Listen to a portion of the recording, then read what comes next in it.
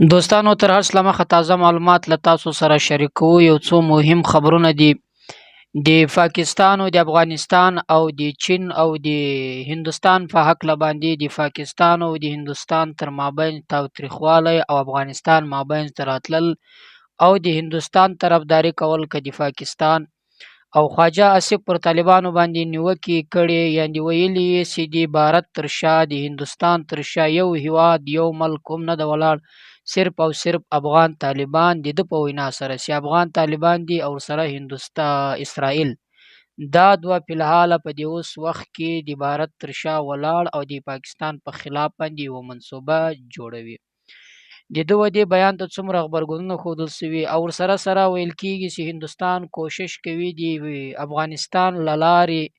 کوم چې د شاتوت ډیم ورته ویل کېږي دا وختي منظور سوی له هغه لارې پر پاکستان باندې اوبه بندې کړي. لکه څنګه چې هندوستان خپلې اوبه پر پاکستان باندې بندي کړي دي،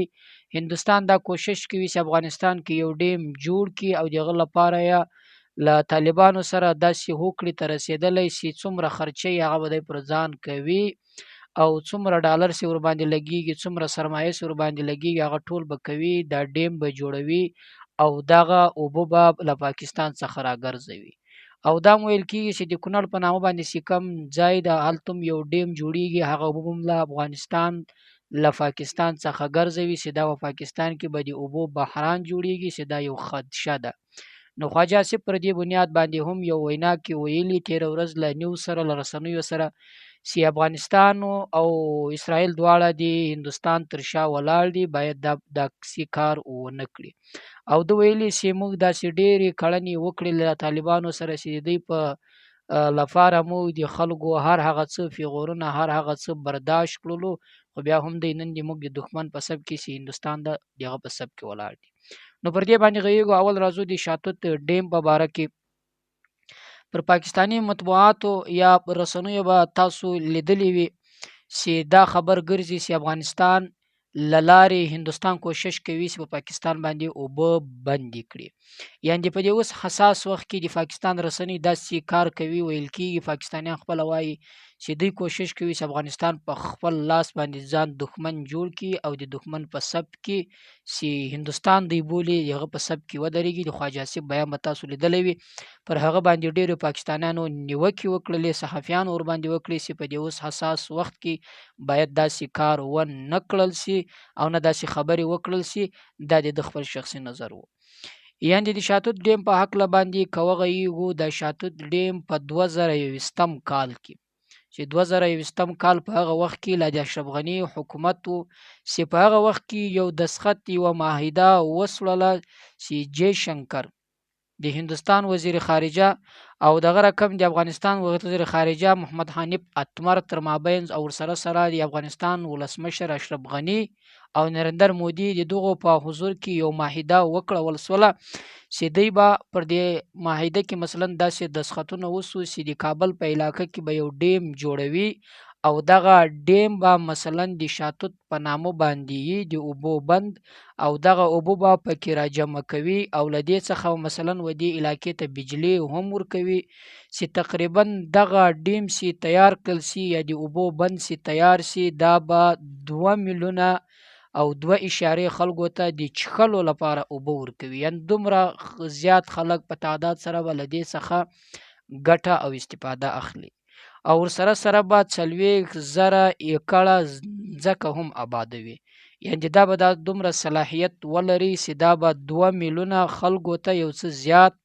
اوبه ورکوي د چښنګ لپاره او ورسره سره به 40,000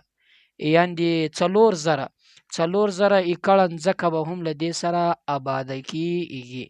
یعنې ویل دغه کم کار چې سوی ده د شاتوت ډیم په نامه باندې چې اوازه یې اوس ګرځي، خو دا د اشرف غني صاحب په حکومت کې سوی وه چې کله بیا طالبانو حکومت ته راغلی دا دسخط د معاهده هر څه پاته سوله. نو اوس چې کله د هندوستان او د پاکستان تر مابین جګړه سوله، هندوستان سوچ او فکر وکړی او راولاړ سو چې دغه اوس وخت د موقع د ګټې اخیستلو لپاره راځه په افغانستان کې سرمایه کاري وکړه. کم کار چې تا د اشرف غني په حکومت کې کړی و پرې کړی و، نو نن راسه هغه کار بیرته شروع کړه او دغه یو داسې کار وکړه چې په دې سره به افغانان هم راخپل کړي، د افغانستان اوسنی نظام هم راخپل کړي او د پاکستان په خلاف باندې مثلا له دوی څخه ګټه واخلي. دا د دوی په وینا باندې مثلا د صحافیانو په وینا چې هر څه یې بولي نیوزونو مثلا چې ویل کېږي په دغه وخت کې مثلا دا کوشش کوي چې دا ډیم تیار کړي او یو معاهده وکړي، او دا هم ویل کېږي چې په یو څو وختو کې به جې شنکر افغانستان ته خپل سفر هم وکړي. نو پاکستانی رسنیو په وینا باندې چې مثلا داسې حساس وخت کې دوی دا مثلا ویل کېږي چې له ځانه داسې تبلیغات جوړول دي چې وایي دا ډیم اوس جوړیږي، یعنې د هغه پخوانۍ خبره دوی نه کوي چې مخکې هم وله خو دا فاته سوی و، اما اوس هغه خبرې کولو ته بیا داسې مثلا څه لار جوړه سوه چې هغه ډیم بیرته تیار کړي او دغه اوبو مثلا د اوبو لپاره یو لاره جوړول پیدا کړي چې دغه په دې ځای کې را جمع کړل سي او دغه اوبو څخه د افغانستان ولس ګټه واخلي. خو پاکستان په دغه مثلا باندې بیا وایي چې دا اوبه پر پاکستان باندې بندول دي او دا د هندوستان په خوله باندې چې باید طالبان داسې کار ونه کړي. او ورسره سره بل خبر چې مثلا د هندوستان د په چین کې یو غونډه جوړېدونکې چې مثلا د افغانستان وزیر خارجه، د پاکستان وزیر خارجه امیر خان متقی او سره اسحاق ډار دا دواړه به په دغه ځای کې مثلا دغه غونډه کې شمولیت کوي او د دوی تر مابین په دغه غونډه کې مثلا داسې هوکړې لاسلیکونه یا داسې د دواړو هیوادونو پر تګ راتګ پر راشه درشه یا مثلا پر تعلقاتو باندې یا د امنیت په باب باندې خبرې کیږي، خو د دې مصري به چین په غاړه اخی، خو دا به مثلا چین په مخه باندې وړي. خو بیا مثلا په دې سره پاکستانی مطبوعات رسنۍ ډیر خوشاله سوي او وایي چې چین چې هندوستان ته مې یو بله غټه دهچکه ورکړله چې افغانستان مو بیرته د ځان ملګری کوي، په چین کې به یو غونډه کېږي. ما تاسو ته مخکې هم وویلې چې د افغانستان اوسنی نظام مثلا د طالبانو حکومت هغه له هر هغه چا سره تعلقات ساتي چې خپل د هیواد د شریعت د اسلامیت ګټې کې وویني. هندوستان ته وایي چې زما په ملک کې سرمایه گذاري کوي، زما له هیواد سره ښه تعلقات ساتي او راځي په افغانستان کې سفارت خلاصوي، الله دې راوله زموږ غېږه درته خلاصه ده. او که پاکستان داسې کار کوي په افغانستان کې مثلا ښه تعلقات سره ساتي، ښه ګاونډیتوب سره کوي، خپله پالیسي کې بدلون راولي،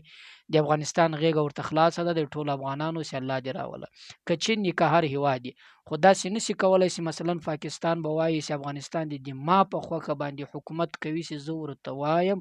له هغه هیواد سره تعلقات ساتي، که ما ورته ویل هغه دې نه ساتي، هېڅکله دې ته دا یو افغان ته د منلو وړ نه ده. او نه د هندوستان په خوله باندې داسې کوي مثلا چې هندوستان ورته وایي چې زه درته وایم له دې هیواد سره تعلقات ساته، که نه ستا په ملک کې زه سرمایه ګذاري کوم که نه کوم. داسې خو ټرمپ تر وار له مخه چې د دوی حکومت رالی لا ورته وویل زما دا شرایط ومنه دا ومنه ماته اډر راکړه چې ته څه غواړې هغه در کوم، حالانکې په ټوله نړۍ کې طاقتور هیواد هغه ده چې له هغو سره داسې شرایط یا مثلا چې ډیل ورته وایي هغه یې نه ومنلو، نو له دغو هیوادونو سره خو بیخي نه مني. نو د دغو مثلا د هندوستان د پاکستان او د افغانستان په هکله او ورسره سره چې کوربتوب به چین کوي، نن په مثلا دا نن چې کم شلم تاریخ د شلم د مې ده پر دې باندې د افغانستان وزیر خارجه امیر خان متقی نن سفر کوي او 13 ورځ چې مثلا 19 د مې و په هغه باندې اسحاق ډار سفر وکي چې دغه په چین کې و غونډه کیږي، مثلا په دغه کې بعد دواړه هیوادونو تر مابین چین به قربتوب کوي، مشري پر غاړه خي او دغه هیوادو دواړو هیوادونو پر تعلقاتو پر حالاتو باندې به خبرې کوي چې د تر مابین څنګه تعلقات خکلل سي او دغه مثلا د ډیپلوماټو په حال کې باندې سفارتونو په حق باندې پر دې باندې به هم خبرې کیږي.